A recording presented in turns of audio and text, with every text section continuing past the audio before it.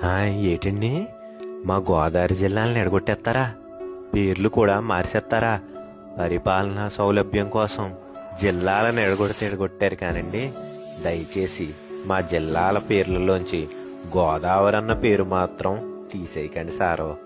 అసలు మీరు ఎప్పుడన్నా గమనించారో లేదో, మనుషులు ఎంతమంది అన్నా పుట్టొచ్చు, పెరగొచ్చు, పోవచ్చు, ఎంత గొప్పోళ్ళన్నా కావచ్చు, కానీ గోదారమ్మ కన్నా గొప్పోళ్ళు మాత్రం ఎవ్వరో కాదండి.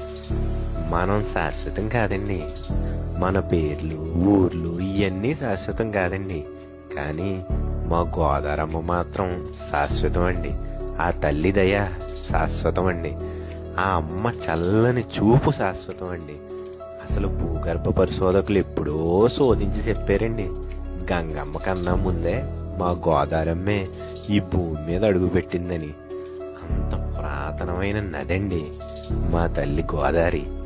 ఎక్కడ నాసికా త్రయంబకం అండి, ఎక్కడ అంతర్వేదండి బాబు. ఎన్ని రాష్ట్రాలు, ఎన్ని జిల్లాలు, ఎంతమంది మనుషులు, ఎన్నెన్ని కోట్ల జీవాలు ఆ తల్లి దయ మీద బతుకుతున్నాయండి. కానండి, ఆ తల్లి పేరుని ప్రతి క్షణం పలికే భాగ్యం, అసలు ఆ గోదావరి అన్న పేరే చిరునామాగా ఉండే ఐశ్వర్యం, మా గోదారమ్మను గౌరవించుకునే గొప్ప యోగం, పేరులో పెట్టుకుని మురిసిపోయే అదృష్టం అక్కడ మహారాష్ట్ర నుంచి ఇక్కడ ఆంధ్ర రాష్ట్రం దాకా ఒక్క మా 2 గోదావరి జిల్లాలోళ్ళకి మాత్రమే దక్కిందండి. మరి అలాంటి అదృష్టాన్ని మా నుంచి దూరం చేస్తే ఎలాగండి? ప్రభుత్వం వారు ఓ పాలు మీరే ఆలోచించండి.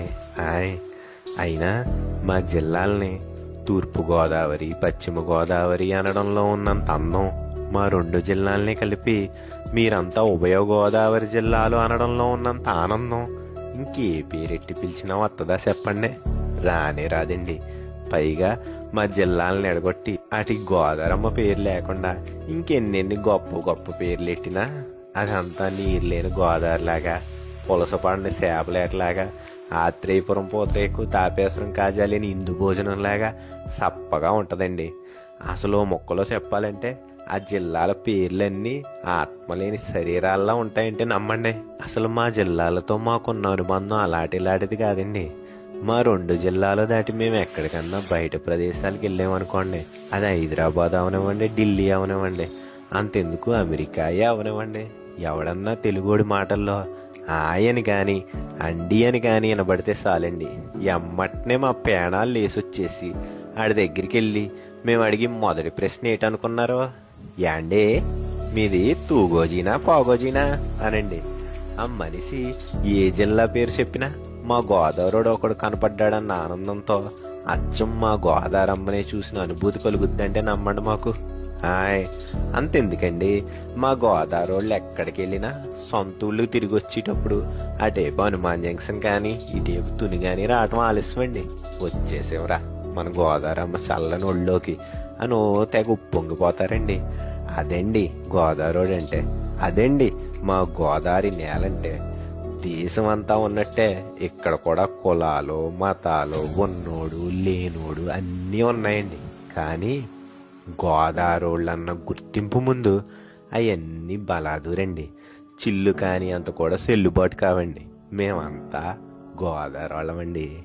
అదే మా అస్తిత్వం అండి. శ్రీనాథుడంతటోడే ఏమన్నాడో విన్నారా? గోదావరి గోదావరి గోదావరి అనుచు పలుకు గుణవంతులకు తల్లి గోదావరి సంప్రాప్తింతువు కదమ్మా సకల సంపదల్. ఎంత గొప్పగా చెప్పాడో చూసారా? అదండి గోదావరమ్మ అంటే. మరి అదేనండి ఆ తల్లి దయ అంటే.